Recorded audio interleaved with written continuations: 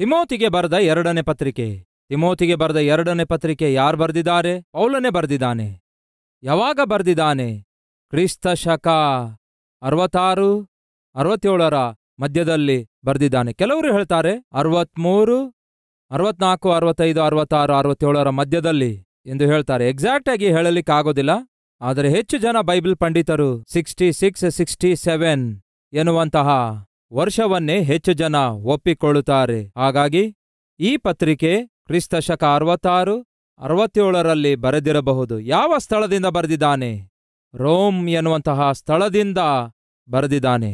ಎಷ್ಟು ಅಧ್ಯಾಯಗಳಿವೆ? 4 ಅಧ್ಯಾಯಗಳಿವೆ. ಎಷ್ಟು ವಚನಗಳಿವೆ? 83 ವಚನಗಳಿವೆ. ಎಷ್ಟನೇ ಪುಸ್ತಕ ಆಗಿದೆ? 55ನೇ ಪುಸ್ತಕ ಆಗಿದೆ. ಯಾವುದು ಮೂಲ ವಾಕ್ಯವಾಗಿದೆ? ಶ್ರೇಷ್ಠ ಹೋರಾಟವನ್ನು ಹೋರಾಡಿದ್ದೇನೆ, ನನ್ನ ನಂಬಿಕೆಯನ್ನು ಕಾಪಾಡಿಕೊಂಡಿದ್ದೇನೆ, ನನ್ನ ಓಟವನ್ನು ಕಡೆಗಾಣಿಸಿದ್ದೇನೆ. 4ನೇ ಅಧ್ಯಾಯ 7ನೇ ವಚನ. ಈಗ ಗಮನ ಕೊಟ್ಟು ಕೇಳಿ. ಈ ಪತ್ರಿಕೆಯನ್ನು ಬರೆಯಲು ಕಾರಣವೇನು ಹೇಳಿದೇನಲ್ಲವೇ? ಎಫೆಸ ಸಭೆಯನ್ನು ಸರಿಪಡಿಸು ಎಂಬುದಾಗಿ ತಿಮೋತಿಯನ್ನು ಕಳುಹಿಸಿ ಮೊದಲನೇ ಪತ್ರಿಕೆ ಬರೆಯುತ್ತಾನೆ ಪೌಲನು. ತನಗೆ ಕೊಟ್ಟ ಸೇವೆಯನ್ನು ಸ್ವೀಕರಿಸಿರುವಂತಹ ತಿಮೋತಿ ಎಷ್ಟೋ ಚೆನ್ನಾಗಿ ನಂಬಿಗಸ್ತನಾಗಿ ಸಭಾಪಾಲಕನಾಗಿ ತನ್ನ ಸೇವೆಯನ್ನು ಮಾಡುತ್ತಾ ಇರುವ ಸಮಯದಲ್ಲಿ ಪೌಲನ ಪರಿಸ್ಥಿತಿ ರೋಮಪುರದಲ್ಲಿ ಯಾರೂ ನೋಡಿಕೊಳ್ಳದಂತಾಯಿತು. ಪೌಲನಿಗೆ ಅರ್ಥವಾಯಿತು, ನಾನು ಇನ್ನು ಸಾಯಲಿಕ್ಕಿದ್ದೇನೆಂದು. ಪೌಲನು 61, 62 ಆ ಕಾಲದಲ್ಲಿ ರೋಮಪುರದ ಸೆರೆಮನೆಯಿಂದ ಬಿಡುಗಡೆ ಹೊಂದುತ್ತಾನೆ. ಹಾಗೆ ಬಿಡುಗಡೆ ಹೊಂದಿಕೊಂಡ ನಂತರ ಕ್ರೇತಿ ಎನ್ನುವಂತಹ ದ್ವೀಪಕ್ಕೆ ಹೋಗಿ ಅದ್ಭುತವಾದ ರೀತಿಯಲ್ಲಿ ಸೇವೆ ಮಾಡಿದ. ಖಾಲಿಯಾಗಿ ಮಾತ್ರ ಇರಲಿಲ್ಲ ಪ್ರಿಯರೇ. ಸ್ವಲ್ಪ ಕಾಲ ಅವನಿಗೆ ಬಿಡು ದೊರಕಿತು, ಸೆರೆಮನೆಯಿಂದ ಹೊರಗೆ ಬರುವ ಅವಕಾಶ ದೊರಕಿತು. ಹಾಗೆ ದೊರಕಿದ ವೇಳೆಯಲ್ಲಿ ತಕ್ಷಣವೇ ಪ್ರಯಾಣ ಮಾಡಿ ಸುವಾರ್ತೆ ಪ್ರಕಟಿಸುತ್ತಾ ಮುಂದೆ ಸಾಗುತ್ತಾ ಇದ್ದ. ಹಾಗೆ ಸಾಗುತ್ತಾ ಇರುವಾಗ ತ್ರೋವಾ ಎನ್ನುವಂತಹ ಪಟ್ಟಣದಲ್ಲಿ ಬಹುಶಃ ಯಾವ ಕಾರಣಕ್ಕಾಗಿಯೋ ಗೊತ್ತಿಲ್ಲ, ಆದರೆ ಮತ್ತೆ ಪೌಲನು ಅರೆಸ್ಟ್ ಮಾಡಲಾದನು. ಮತ್ತೆ ರೋಮಪುರಕ್ಕೆ ಕರೆದೊಯ್ಯಲ್ಪಡುತ್ತಾನೆ. ಹಾಗೆ ಸಡನ್ನಾಗಿ ಅವನನ್ನು ಅರೆಸ್ಟ್ ಮಾಡಿರುವುದರಿಂದ ತಿಮೋತಿಗೆ ಪತ್ರ ಬರೆಯುತ್ತಾ ಈ ಮಾತು ಹೇಳ್ತಾನೆ. ಯಾವ ಮಾತು ನೋಡೋಣ ಬನ್ನಿ. ಓದುತ್ತಿದ್ದೇನೆ. ತಿಮೋತಿಗೆ ಬರೆದಿರುವ 2ನೆಯ ಪತ್ರಿಕೆ ಅಧ್ಯಾಯ 4 ವಚನ 12. ನೀನು ಬರುತ್ತಿರುವಾಗ ನಾನು ತ್ರೋವಾದಲ್ಲಿ ಕರ್ಪನ ಬಳಿಯಲ್ಲಿ ಬಿಟ್ಟು ಬಂದಿರುವ ಮೇಲಂಗಿಯನ್ನು, ಪುಸ್ತಕಗಳನ್ನು, ಮುಖ್ಯವಾಗಿ ಚರ್ಮದ ಕಾಗದಗಳನ್ನು ನೀನು ಬರುವಾಗ ತೆಗೆದುಕೊಂಡು ಬಾ.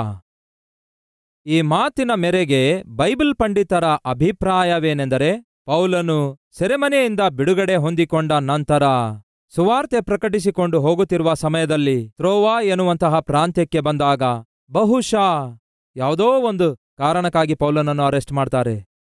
ಅದಕ್ಕಾಗಿ ಅವನು ತನ್ನ ವಸ್ತುಗಳನ್ನು, ವಸ್ತ್ರವನ್ನು ಕೂಡ ತೆಗೆದುಕೊಂಡು ಹೋಗಲಾರದ ಪರಿಸ್ಥಿತಿ ಎದುರಾಯಿತು. ಈಗ ಪೌಲನು ಈ ಪತ್ರಿಕೆ ಎಲ್ಲಿಂದ ಬರೆಯುತ್ತಿದ್ದಾನೆ ಗೊತ್ತಾ? ರೋಮಪುರದ ಸೆರೆಮನೆಯಿಂದ ಈ ಪತ್ರಿಕೆ ಬರೆಯುತ್ತಿದ್ದಾನೆ. ಅವನ ಕಣ್ಮುಂದೆ ಕಾಣಿಸುತ್ತಿರುವ ಪರಿಸ್ಥಿತಿಗಳನ್ನು ನೋಡಿದಾಗ ಪೌಲನಿಗೆ ಒಂದು ವಿಷಯ ಅರ್ಥವಾಯಿತು.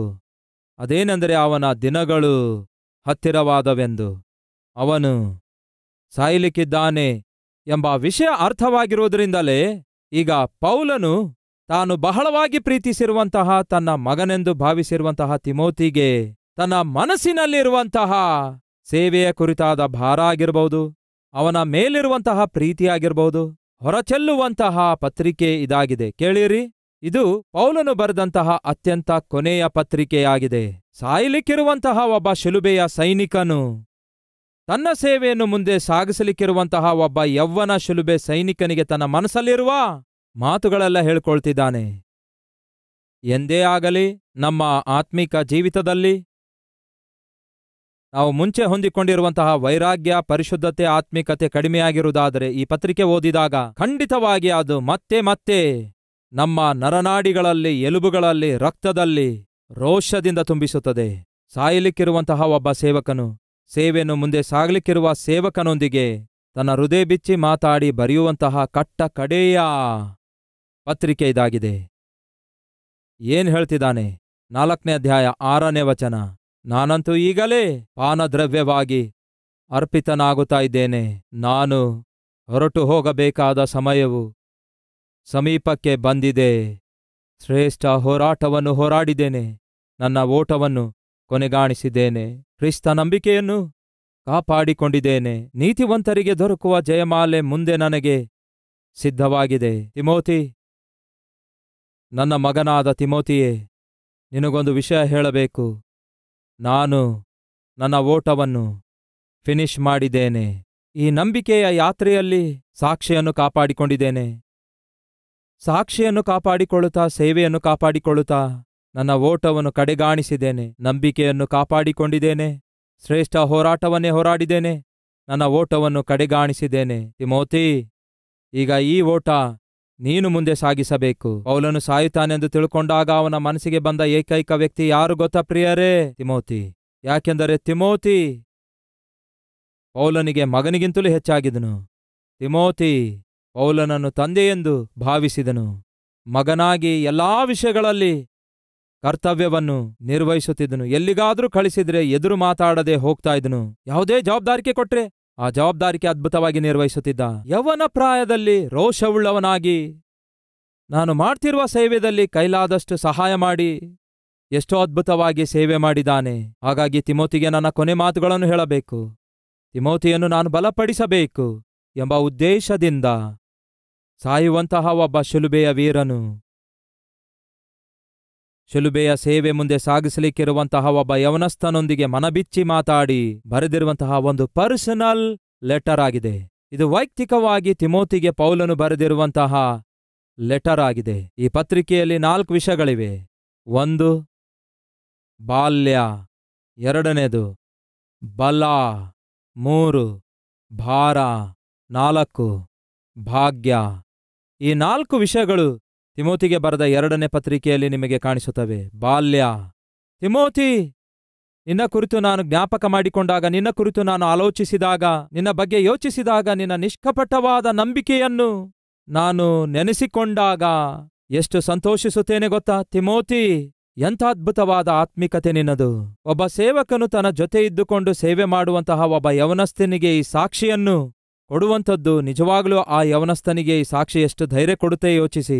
ಇಂಥ ಅದ್ಭುತವಾದ ಸೇವೆ ನೀನು ಮಾಡಿರುವುದಾದ್ರೆ, ಮಾಡ್ತಾ ಇರುವುದಾದ್ರೆ ಕಾರಣ ಗೊತ್ತಾ ತಿಮೋತಿ? ನಿನ್ನ ಮಮ್ಮಿ ಎಷ್ಟೋ ಅದ್ಭುತವಾದ ಆತ್ಮಿಕಳಾಗಿದ್ದಾಳೆ. ನಿನ್ನ ಅಜ್ಜಿ ಎಷ್ಟೋ ಅದ್ಭುತವಾದ ಆತ್ಮಿಕಳಾಗಿದ್ದಾಳೆ. ಅವರು ಮಾಡಿರುವ ಪ್ರಾರ್ಥನೆ, ಸುರಿಸಿದ ಕಣ್ಣೀರಿನ ಪ್ರತಿಫಲವೇ ಈ ದಿನ ನೀನು ಇಷ್ಟು ಅದ್ಭುತವಾದಂತಹ ಯೌವನ ಪ್ರಾಯದಲ್ಲಿ ಯೌವನ ಇಚ್ಛೆಗಳಿಗೂ ಲೋಕದ ಆಸೆಗಳಿಗೂ ಒಳಗಾಗದೆ ಯೌವನ ಪ್ರಾಯದಲ್ಲಿಯೇ ನೊಗ ಹೋರುವುದಕ್ಕಾಗಿ ನೀನು ಮುಂದೆ ಬಂದೆ. ಬಹಳ ಸಂತೋಷಿಸುತ್ತಿದ್ದೇನೆ ನಿನ್ನ ಬಾಲ್ಯದ ಕುರಿತಾಗಿ ಎಂದು ಬರೆಯುತ್ತಾನೆ. 2ನೇದಾಗಿ ಬಲದ ಕುರಿತಾಗಿ ಬರೆಯುತ್ತಾನೆ. ಏನೆಂದು? 1ನೇ ಅಧ್ಯಾಯ ಬಾಲ್ಯದ ಕುರಿತಾಗಿದೆ, 2ನೇ ಅಧ್ಯಾಯ ಬಲದ ಕುರಿತಾಗಿದೆ.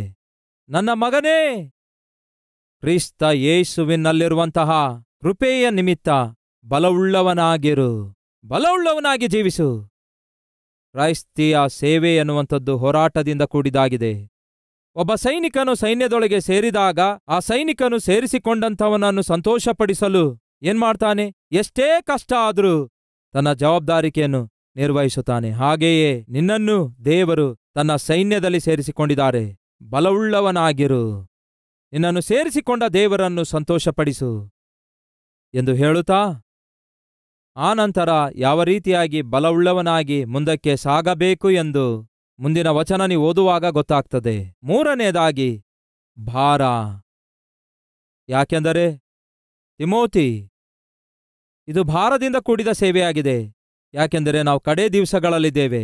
3ನೇ ಅಧ್ಯಾಯ. ಕಡೇ ದಿವಸಗಳಲ್ಲಿ ಕಠಿಣ ಕಾಲಗಳು ಬರುವವೆಂಬುದನ್ನು ತಿಳಿದುಕೋ. ತಿಮೋತಿ, ಮುಂದೆ ಇರುವಂಥದ್ದು ಕಠಿಣ ದಿನಗಳು, ಅಪಾಯಕರವಾದ ದಿನಗಳು. ನೀನು ಮಾಡ್ತಿರುವ ಸೇವೆ, ಮುಂದೆ ಮಾಡ್ಲಿಕ್ಕಿರುವ ಸೇವೆ ಬಹು ಭಾರದಿಂದ ಕೂಡಿದಾಗಿದೆ. ಎಷ್ಟೋ ಹೋರಾಟ ನೀನು ಎದುರಿಸಬೇಕಾಗ್ತದೆ. ಆದರೆ ಇವೆಲ್ಲವುಗಳ ಮಧ್ಯ ದೇವರು ನಿನ್ನ ಸಂಗಡ ಇರ್ತಾರೆ. ಧೈರ್ಯದಿಂದಿರು. ಕಡೇ ದಿನಗಳಲ್ಲಿ ಕಠಿಣ ಕಾಲಗಳು ಬರುವವು ಎಂಬುದನ್ನು ತಿಳಿದುಕೋ. ಹೇಗೆಂದರೆ ಮನುಷ್ಯರು ಸ್ವಾರ್ಥ ಚಿಂತಕರು, ಹಣದ ಆಸೆಯವರು, ಬಡಾಯಿ ಕೊಚ್ಚುವವರು, ದೂಷಕರು, ತಂದೆ ತಾಯಿಗಳಿಗೆ ಅವಿಧೇಯರು, ಉಪಕಾರ ನೆನೆಸದವರು, ಅಪವಿತ್ರರು, ಮಮತೆ ಇಲ್ಲದವರು, ಸಮಾಧಾನವಾಗದವರು, ಚಾಡಿ ಹೇಳುವವರು, ದಮೆ ಇಲ್ಲದವರು, ಉಗ್ರತೆಯುಳ್ಳವರು, ಒಳ್ಳೆಯದನ್ನು ಪ್ರೀತಿಸದವರು, ದ್ರೋಹಿಗಳು, ದುಡುಕಿನವರು, ಉಬ್ಬಿಕೊಂಡವರು, ದೇವರಿಗಿಂತಲೂ ಸುಖ ಅನುಭವಗಳನ್ನೇ ಹೆಚ್ಚಾಗಿ ಪ್ರೀತಿಸುವಂಥವರು ಎಂದು ಹೀಗೆ ಇವರೆಲ್ಲರ ಬಗ್ಗೆ ಹೇಳುತ್ತಾ, ಇಂತಹ ಮನುಷ್ಯರ ಮಧ್ಯ ಸೇವೆ ಮಾಡುವಂಥದ್ದು ಅಷ್ಟು ಸುಲಭ ಅಲ್ಲ ತಿಮೋತಿ. ಇದು ಭಾರದಿಂದಲೂ ಕೂಡಿರುವ, ಬಾಧ್ಯತೆಯಿಂದಲೂ ಕೂಡಿರುವ ಸೇವೆಯಾಗಿದೆ. ಒಂದು ಪ್ರಶ್ನೆ ಬಂದರೂ ಬರಬಹುದು, ಇಂತಹ ಭಾರದಿಂದ ಕೂಡಿದ ಸೇವೆ ನಾನು ಹೇಗೆ ಮಾಡಬಲ್ಲೆ ಎಂದು. ಇದು ಹೇಗೆ ಸಾಧ್ಯ ಎಂಬ ಪ್ರಶ್ನೆ ನಿನಗೆ ಬರಬಹುದು ತಿಮೋತಿ. ಒಂದು ಸಾರಿ ನನ್ನನ್ನು ಜ್ಞಾಪಕ ಮಾಡಿಕೋ, ನಾನು ಹೇಗೆ ಸೇವೆ ಮಾಡಿದೆ ಒಮ್ಮೆ ನೆನೆಸಿಕೋ ಎಂದು ಹೀಗೆ ಹೇಳ್ತಾನೆ. 10ನೇ ವಚನ. ಆದರೆ ನೀನಾದರೂ ನನ್ನ ಬೋಧನೆಯನ್ನು, ನನ್ನ ಪ್ರವರ್ತನೆಯನ್ನು, ನನ್ನ ಉದ್ದೇಶವನ್ನು, ನನ್ನ ನಂಬಿಕೆಯನ್ನು, ನನ್ನ ದೀರ್ಘಶಾಂತಿಯನ್ನು, ನನ್ನ ಪ್ರೀತಿಯನ್ನು, ನನ್ನ ತಾಳ್ಮೆಯನ್ನು ಅಂತಿಯೋಕ್ಯ, ಇಕೋನ್ಯ, ಲುಸ್ತ್ರ ಎಂಬ ಪಟ್ಟಣಗಳಲ್ಲಿ ನನಗೆ ಉಂಟಾದಂತಹ ಹಿಂಸೆ, ಉಪದ್ರವಗಳನ್ನು ತಿಳಿದುಕೊಂಡವನಾಗಿ ನನ್ನನ್ನು ಹಿಂಬಾಲಿಸಿದೆ. ಮುಂಚೆ ಹೇಳಿದೆನಲ್ಲವೇ, ಲುಸ್ತ್ರ ಎಂಬ ಪ್ರಾಂತ್ಯದಲ್ಲಿ ಪೌಲನಿಗೆ ಸಾಯುವಷ್ಟು ಹೊಡಿತಾರೆ. ಆ ವಿಷಯ ಗೊತ್ತಿಲ್ಲ ಅಂತೀರಾ? ಗೊತ್ತು, ತಿಮೋತಿಗೆ ಗೊತ್ತು, ತಿಮೋತಿಯ ತಾಯಿಗೂ ಕೂಡ ಗೊತ್ತು. ಏನೆಲ್ಲ ನಾನು ಮುಂಚೆ ವಿವರಿಸಿದ್ದೇನೋ ಅದರ ಸಾರಾಂಶ ಇಲ್ಲಿ ನಾವು ನೋಡ್ತೇವೆ. ಏನೆಂದು ನಿನಗೆ ಗೊತ್ತಲ್ಲವೋ ತಿಮೋತಿ, ಲುಸ್ತ್ರದಲ್ಲಿ ನಾನು ಎಷ್ಟು ಗಾಯಗೊಂಡೇನೆಂದು ತಿಳಿದರೂ ಕೂಡ ನನ್ನನ್ನು ಹಿಂಬಾಲಿಸಿದೆಯಲ್ಲ ತಿಮೋತಿ. ಅದಕ್ಕಾಗಿಯೇ ಹೇಳ್ತಿದ್ದೇನೆ, ಈ ಭಾರಭರಿತವಾದ ಬಾಧ್ಯತೆಯಿಂದ ಕೂಡಿದ ಸೇವೆ ಮುಂದೆ ಸಾಗಬೇಕಾದರೆ ಇದು ಮನುಷ್ಯರಿಂದ ಸಾಧ್ಯವೋ ಎಂಬ ಪ್ರಶ್ನೆ ನಿನಗೆ ಬರುವುದಾದರೆ ಸಾಧ್ಯವೇ? ಒಮ್ಮೆ ನನ್ನನ್ನು ನೋಡು, ಹೇಗೆ ನಾನು ಸಹಿಸಿದ್ದೇನೆಂದು, ಹೇಗೆ ಕರ್ತನನ್ನು ಸೇವಿಸಿದ್ದೇನೆಂದು, ಹೇಗೆ ಪ್ರೀತಿ ತೋರಿಸಿದ್ದೇನೆಂದು, ಹೇಗೆ ನಡ್ಕೊಂಡೇನೆಂದು, ಹೇಗೆ ಸಹಿಸಿದ್ದೇನೆಂದು, ದೀರ್ಘಶಾಂತಿಯನ್ನು ಹೇಗೆ ತೋರಿಸಿದ್ದೇನೆಂದು ನನ್ನನ್ನು ನೋಡು. ತನ್ನನ್ನೇ ಮಾದರಿಯನ್ನಾಗಿ ಮಾಡೆಲ್ ಆಗಿ ಪೌಲನು ತೋರಿಸುತ್ತಾ, ತಾನು ಸಾಯುವವನಾಗಿರುವುದರಿಂದ ತಿಮೋತಿ ಸುದೀರ್ಘ ಕಾಲದವರೆಗೂ ಸೇವೆ ಮಾಡಬೇಕಾದದ್ದರಿಂದ ಅವನಿಗೆ ಒಪ್ಪಿಸಿಕೊಡ್ತಿದ್ದಾನೆ. 4ನೇದಾಗಿ ಭಾಗ್ಯ. ಯಾವುದು ಆ ಭಾಗ್ಯ? ಸೇವೆ ಮಾಡುವುದು, ಕರ್ತನ ಸೇವೆ ಮಾಡುವುದಾಗಿದೆ. ಪೌಲನೊಂದಿಗಿನ ಸೇವಕನಾಗಿ, ಪೌಲನ ಜೊತೆ ಕೆಲಸದವನಾಗಿ ಸೇವೆ ಮಾಡುವುದಾಗಿದೆ.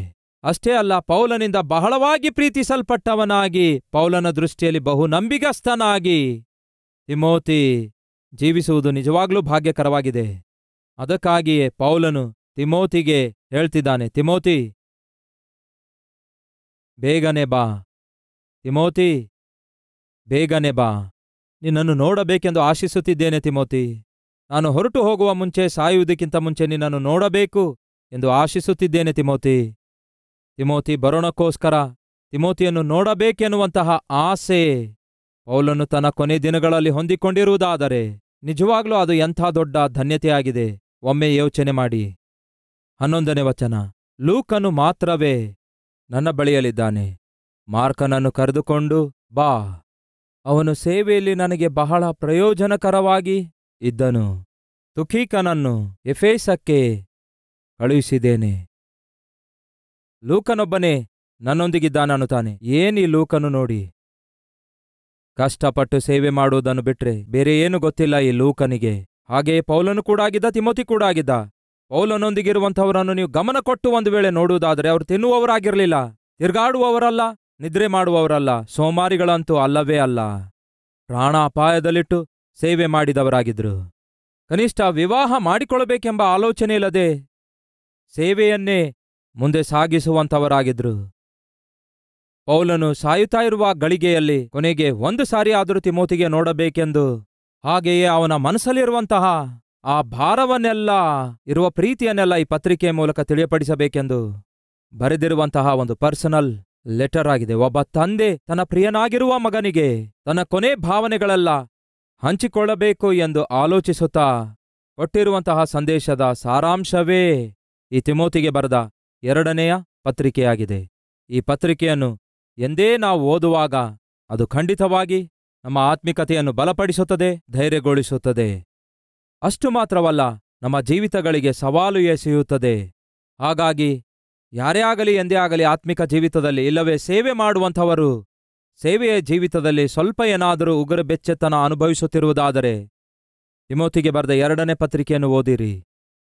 ಒಬ್ಬ ಮಹಾನಂಬಿಕೆಯ ವೀರನು ತನ್ನ ಓಟವನ್ನು ಕಡೆಗಾಣಿಸಿ ಅದೇ ಜವಾಬ್ದಾರಿಕೆ ನಿಮಗೂ ಕೊಡ್ತಿದ್ದಾನೆ. ನಾನು ಮಾಡಬೇಕಾದದ್ದನ್ನು ಮಾಡಿದ್ದೇನೆ, ನಿಮ್ಮಿಂದಾದದ್ದನ್ನು ನೀವು ಮಾಡಿ ಅನ್ನುತ್ತಾನೆ. ದಯವಿಟ್ಟು ಗಮನಿಸಿ ಪ್ರಿಯರೇ, 400 ಮೀಟರ್ಗಳ ರಿಲೇ ಇರುತ್ತೆ, 800 ಮೀಟರ್ಗಳ ರಿಲೇ ಇರುತ್ತೆ. ರಿಲೇ ಅಂದರೆ 100 ಮೀಟರ್ ಅಷ್ಟು ಒಬ್ಬನು ಓಡುತ್ತಾನೆ. ಓಡಿ ಅವನು ತನ್ನ ಕೈಯಲ್ಲಿರುವ ಕೋಲನ್ನು, ಅದನ್ನೇ ಬೇಟನ್ ಅನ್ನುತ್ತೇವೆ, ಅದನ್ನು ಎರಡನೆಯವನಿಗೆ ಕೊಡ್ತಾನೆ. ಆ ಎರಡನೆಯವನು ಶತವಿಧದಲ್ಲಿ ಪ್ರಯಾಸಪಟ್ಟು ಓಟ ಮಾಡಿ ಮೂರನೆಯವನಿಗೆ ಕೊಡ್ತಾನೆ. ಹಾಗೆಯೇ ಪೌಲನು ಕಳೆದ ದಿನಮಾನಗಳಲ್ಲೆಲ್ಲ ಪ್ರಾಣಾಪಾಯದಲ್ಲಿಟ್ಟು ಸೇವೆಯನ್ನು ಮಾಡಿ, ಹಾಗೆ ಎಷ್ಟೋ ಪ್ರಯಾಸಪಟ್ಟು ಸೇವೆಯನ್ನು ಮಾಡ್ತಾನೆ. ಆ ಸೇವೆಯನ್ನು ಕೊನೆಗೆ ಕಡೆಗಾಣಿಸುತ್ತಾನೆ. ಆ ಕೋಲನ್ನು ಈಗ ತಿಮೋತಿಗೆ ಕೊಡ್ತಿದ್ದಾನೆ. ತಿಮೋತಿ, ಈಗ ನಿನ್ನ ಟರ್ನ್, ನಿನ್ನ ಕೈಗೆ ಒಪ್ಪಿಸ್ತಿದ್ದೇನೆ. ಒಮ್ಮೆ ನನ್ನನ್ನು ಜ್ಞಾಪಕ ಮಾಡಿಕೋ. ಎಷ್ಟು ಪ್ರಯಾಸಪಟ್ಟು, ಎಷ್ಟು ಕಷ್ಟಪಟ್ಟು ನಾನು ಸೇವೆಯನ್ನು ಕಾಪಾಡಿಕೊಳ್ಳುತ್ತಾ, ಕಣ್ಣು ಗುಡ್ಡಿನಂತೆ ಈ ಸೇವೆಯನ್ನು ಕಾಪಾಡಿಕೊಳ್ಳುತ್ತಾ ಈ ದಿನ ಯಾವ ಸ್ಥಿತಿಗೆ ತಂದೆನೆಂದು ನಿನಗೆ ಗೊತ್ತಲ್ಲವೋ? ಶಾಶ್ವತವಾಗಿ ನಾನಿರೋದಿಲ್ವಲ್ಲ, ನಾನು ಹೊರಟು ಹೋಗ್ತಿದ್ದೇನೆ ತಿಮೋತಿ. ಆದರೆ ನೀನು ಮಾತ್ರ ಈ ಬ್ಯಾಟನ್ ತೆಗೆದುಕೊಳ್ಳಬೇಕು, ಈ ಜವಾಬ್ದಾರಿಕೆ ಮುಂದುವರಿಸಬೇಕು ಎಂದು ಹೇಳಿ ಒಪ್ಪಿಸ್ತಾನೆ. ಪ್ರಿಯ ಸಹೋದರ ಸಹೋದರಿಯರೇ, ಈ ಪತ್ರಿಕೆ ಎಷ್ಟು ಭಾರವುಳ್ಳದೆಂದು, ಎಷ್ಟು ಅಮೂಲ್ಯವಾದದೆಂದು ಈ ಪತ್ರಿಕೆಯ ಹಿಂದೆ ಇರುವ ಪರಿಸ್ಥಿತಿಗಳನ್ನು ನೀವು ಅರ್ಥ ಮಾಡಿಕೊಂಡು ಓದುವುದಾದರೆ ಇನ್ನೂ ಚೆನ್ನಾಗಿ ಅರ್ಥ ಆಗುತ್ತೆ. ಈ ಪತ್ರಿಕೆ ನಮ್ಮೆಲ್ಲರಿಗೂ ಕೂಡ ಬಹು ಆಶೀರ್ವಾದಕರವಾಗಿ ಇರಲಿ. ಬನ್ನಿರಿ ಪ್ರಾರ್ಥಿಸೋಣ. ಪ್ರತಿಯೊಬ್ಬರು ಪ್ರಾರ್ಥನೆಯಲ್ಲಿ ಐಕ್ಯವಾಗಿರಬೇಕೆಂದು ಕೋರುತ್ತೇನೆ.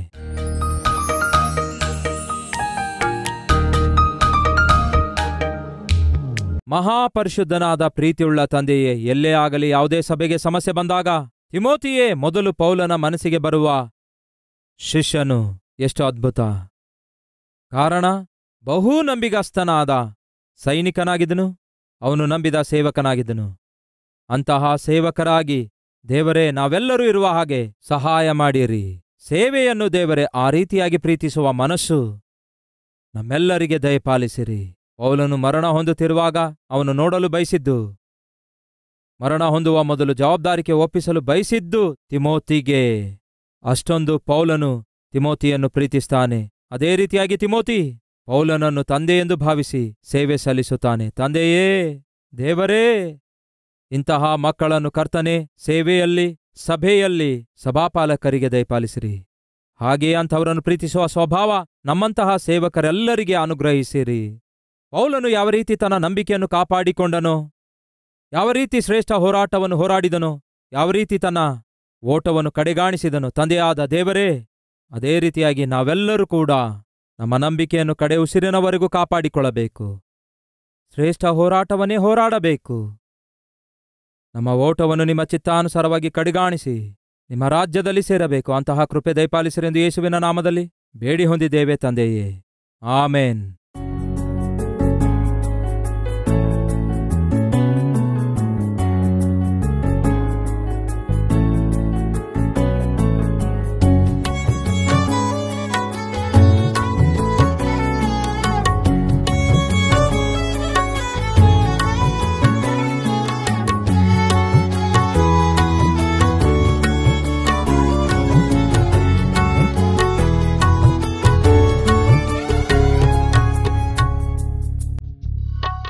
ದೈವ ಸೇವಕರಾದ Dr.P.Satish ಕುಮಾರ್ ಅವರು 2005ರಲ್ಲಿ 25 ಜನರೊಂದಿಗೆ ಕಲ್ವರಿ ಟೆಂಪಲ್ ಅನ್ನು ಆರಂಭಿಸುತ್ತಾರೆ. ಈಗ ಅದೇ 3,50,000 ಸದಸ್ಯರನ್ನು ಹೊಂದಿರುವ ಪ್ರಪಂಚದಲ್ಲಿಯೇ ಅತ್ಯಂತ ವೇಗವಾಗಿ ಬೆಳೆಯುವಂತಹ ಒಂದು ದೊಡ್ಡ ಸಭೆಯಾಗಿ ಅವತರಿಸಿದೆ. 2012ರಲ್ಲಿ ಪ್ರಪಂಚದಲ್ಲಿಯೇ ಮೊಟ್ಟಮೊದಲ ಬಾರಿಗೆ 52 ದಿನಗಳಲ್ಲಿ ದೇವರ ಚಿತ್ತದ ಪ್ರಕಾರ ಚಾರಿತ್ರಾತ್ಮಕವಾಗಿ ಅತ್ಯಂತ ದೊಡ್ಡ ಸಭೆ ಕಟ್ಟುವುದು ಎಷ್ಟೋ ದೇವರಿಗೆ ಮಹಿಮೆಯನ್ನುಂಟು ಮಾಡಿದೆ. 2003ರಲ್ಲಿ ಕಲ್ವರಿ ಸ್ವರ ಟಿವಿ ಕಾರ್ಯಕ್ರಮ ಆರಂಭಿಸಲಾಯಿತು. ಈಗ ಪ್ರಪಂಚದಲ್ಲಿಯೇ ಯಾರು ಎಲ್ಲಿಯೂ ಪ್ರಕಟಿಸಲಾರದಷ್ಟು ಅಂದರೆ 17 ಭಾಷೆಗಳಲ್ಲಿ ದೈವ ಸೇವಕರು Dr.P.Satish ಕುಮಾರ್ ಅವರು ಎಲ್ಲರೂ ಎಲ್ಲೆಡೆ ರಕ್ಷಣೆ ಹೊಂದಬೇಕೆಂದು ಪ್ರತಿ ತಿಂಗಳು 650ಕ್ಕೂ ಹೆಚ್ಚು ಟಿವಿ ಕಾರ್ಯಕ್ರಮಗಳ ಮುಖಾಂತರ ಕ್ರಿಸ್ತನ ಸುವಾರ್ತೆಯನ್ನು ಸಾರುತ್ತಿದ್ದಾರೆ. ಈ ಪ್ರಕ್ರಿಯೆಯಲ್ಲಿ ಕರ್ನಾಟಕದ ಜನರು ರಕ್ಷಿಸಲ್ಪಡಬೇಕೆಂದು, ಆತ್ಮಿಕ ಆಶೀರ್ವಾದ ಹೊಂದಿಕೊಳ್ಳಬೇಕೆಂದು ಕರ್ನಾಟಕ ರಾಜ್ಯದ ಜನರಿಗೋಸ್ಕರ ದೈವ ಸೇವಕರಾದ Dr.P.Satish ಕುಮಾರ್ ಅವರು ಜಿ ಕನ್ನಡ ಟಿವಿ ಚಾನೆಲ್ ನಲ್ಲಿ ಪ್ರತಿದಿನ ಬೆಳಗ್ಗೆ 6:30 ಗಂಟೆಗೆ ಕಲ್ವರಿ ಸ್ವರ ಕಾರ್ಯಕ್ರಮದ ಮುಖಾಂತರ ಶುದ್ಧವಾದ ವಾಕ್ಯವನ್ನು ಪ್ರಸಾರ ಮಾಡುತ್ತಿದ್ದಾರೆ. ತಪ್ಪದೆ ವೀಕ್ಷಿಸಿ ದೇವರ ಆಶೀರ್ವಾದಗಳನ್ನು ಹೊಂದಿಕೊಳ್ಳಿರಿ. ಈ ಶುಭವಾರ್ತೆಯನ್ನು ಅನೇಕರಿಗೆ ತಿಳಿಯಪಡಿಸಿರಿ.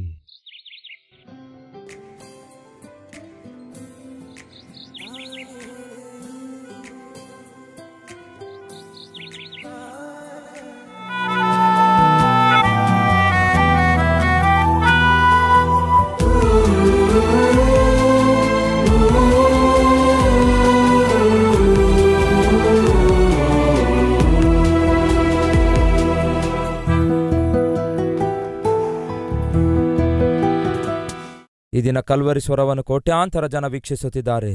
ಕೇವಲ ತೆಲುಗು ಭಾಷೆಯಲ್ಲಿ ಮಾತ್ರವಲ್ಲ, ತಮಿಳು ಭಾಷೆಯಲ್ಲಿ ತಮಿಳುನಾಡಿನಲ್ಲಿ, ಕನ್ನಡ ಭಾಷೆಯಲ್ಲಿ ಕರ್ನಾಟಕದಲ್ಲಿ, ಮಲಯಾಳಂ ಭಾಷೆಯಲ್ಲಿ ಕೇರಳದಲ್ಲಿ, ಒರಿಯಾ ಭಾಷೆಯಲ್ಲಿ ಒರಿಸ್ಸಾದಲ್ಲಿ, ಮರಾಠಿ ಭಾಷೆಯಲ್ಲಿ ಮಹಾರಾಷ್ಟ್ರದಲ್ಲಿ, ಬೆಂಗಾಲಿ ಭಾಷೆಯಲ್ಲಿ ಪಶ್ಚಿಮ ಬಂಗಾಳದಲ್ಲಿ, ಪಂಜಾಬ್ ಭಾಷೆಯಲ್ಲಿ ಪಂಜಾಬ್ನಲ್ಲಿ, ಭೋಜ್ಪುರಿ ಭಾಷೆಯಲ್ಲಿ ಬಿಹಾರ್ನಲ್ಲಿ, ಹಿಂದಿ ಭಾಷೆಯಲ್ಲಿ ನಾರ್ತ್ ಇಂಡಿಯಾದಲ್ಲಿ, ಉರ್ದು ಭಾಷೆಯಲ್ಲಿ ಜಮ್ಮು ಕಾಶ್ಮೀರ್, ಪಾಕಿಸ್ತಾನ್, ಅಫ್ಘಾನಿಸ್ತಾನ್, ಗಲ್ಫ್ ಕಂಟ್ರೀಸ್ಗಳಲ್ಲಿ, ನೇಪಾಳ್ ಭಾಷೆಯಲ್ಲಿ, ಆಸಾಂ ಭಾಷೆಯಲ್ಲಿ, ತೆಲುಗುವಿನಲ್ಲಿ, ಹೀಗೆ ಭಾರತ ದೇಶದಲ್ಲಿರುವಂತಹ ಪ್ರಧಾನ ಭಾಷೆಗಳಲ್ಲಿ ಯೇಸುಕ್ರಿಸ್ತನ ಕುರಿತಾದ ಪ್ರೀತಿ ಸುವಾರ್ತೆಯನ್ನು ಪ್ರತಿ ಭಾಷೆಯಲ್ಲಿ ಸಾರುತ್ತಿರುವಂತಹ ಮೊಟ್ಟ ಮೊದಲ ಸಭೆ ಈ ಭಾರತ ದೇಶ ಚರಿತ್ರೆಯಲ್ಲಿಯೇ ನಮ್ಮ ಕಲ್ವರಿ ಟೆಂಪಲ್ ಆಗಿದೆ.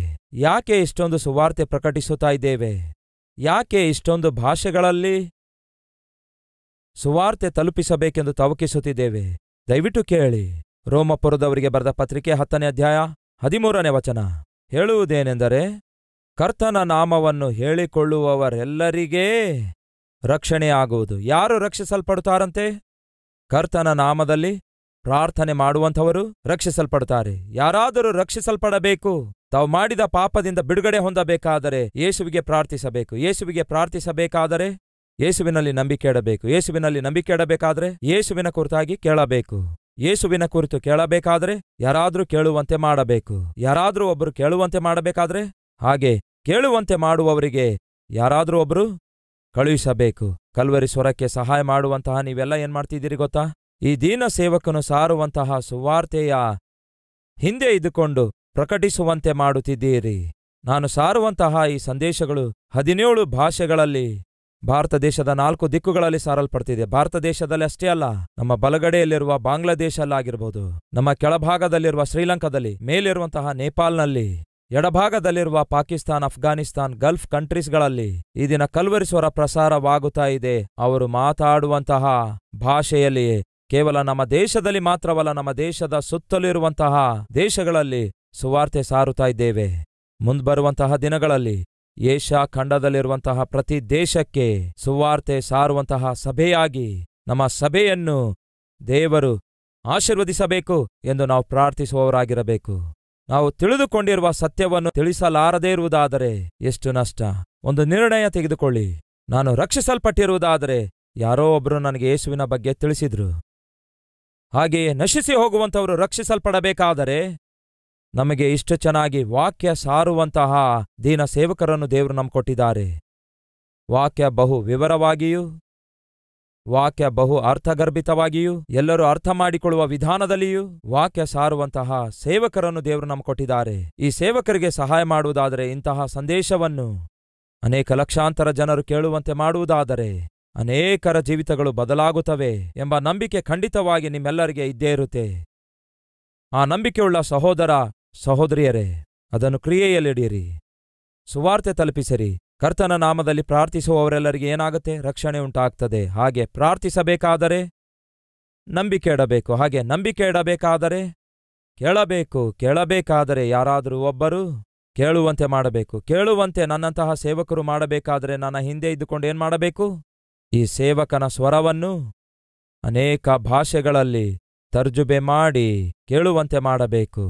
ನಾನೇನು ಮಾಡಬಲ್ಲೆನೋ ಬಹುಶಃ ಅದು ನೀವು ಮಾಡಲಾರದೇ ಇರಬಹುದು. ನೀವೇನನ್ನು ಮಾಡಬಲ್ಲಿರೋ ಬಹುಶಃ ಅದನ್ನು ನಾನು ಮಾಡ್ಲಿಕ್ಕಾಗದೇ ಇರಬಹುದು. ನೀವು ನಾನು ಒಟ್ಟಿಗೆ ಸೇರುವುದಾದರೆ ಲೋಕಕ್ಕೆ ಸುವಾರ್ತೆಯನ್ನು ತಲುಪಿಸಬಹುದು. ಹಾಗಾಗಿ ಒಂದು ತೀರ್ಮಾನ ತೆಗೆದುಕೊಳ್ಳಿ. ದೇವರು ನಿಮಗೆ ಕೊಟ್ಟ ಸಾಮರ್ಥ್ಯದ ಮೇರೆಗೆ ತಿಂಗಳಿಗೆ 1 ಸಾರಿ ಆಗಲಿ, ಇಲ್ಲವೇ 2 ತಿಂಗಳಿಗೆ 1 ಸಾರಿ ಆಗಲಿ, ಇಲ್ಲವೇ 3 ತಿಂಗಳಿಗೆ 1 ಸಾರಿ ಆಗಲಿ, ಇಲ್ಲವೇ ದೇವರು ನಿಮ್ಮ ಜೀವಿತದಲ್ಲಿ ಶುಭ ಕಾರ್ಯಗಳನ್ನು ಮಾಡುವಾಗ, ಆಶೀರ್ವಾದಗಳನ್ನು ಅನುಗ್ರಹಿಸಿದಾಗ ಕೃತಜ್ಞತೆಯುಳ್ಳವರಾಗಿ ಸುವಾರ್ತೆಗೆ ದಾನ ಮಾಡಿರಿ. ಪ್ರತಿ ಶನಿವಾರ ನಮ್ಮ ಕಲ್ವರಿ ಟೆಂಪಲ್ನಲ್ಲಿ ಸ್ಪಾನ್ಸರ್ಸ್ ಮೀಟ್ ಇರುತ್ತೆ. ಆ ಸ್ಪಾನ್ಸರ್ಸ್ ಮೀಟ್ನಲ್ಲಿ ಪಾಲ್ಗೊಳ್ಳಿರಿ. ಬನ್ನಿರಿ, ಎಲ್ಲರೂ ಸೇರಿ ಕ್ರಿಸ್ತನ ಸುವಾರ್ತೆಯನ್ನು, ಕ್ರಿಸ್ತನ ಪ್ರೀತಿಯಿಂದ ಕೂಡಿದ ಸುವಾರ್ತೆಯನ್ನು ಲೋಕಕ್ಕೆ ಸಾರಿ ಹೇಳುವ ಪ್ರಯತ್ನ ಮಾಡೋಣ. ಇದು ನಮ್ಮ ಜವಾಬ್ದಾರಿಕೆಯಾಗಿದೆ ಎಂದು ಮರೆಯಬೇಡಿರಿ.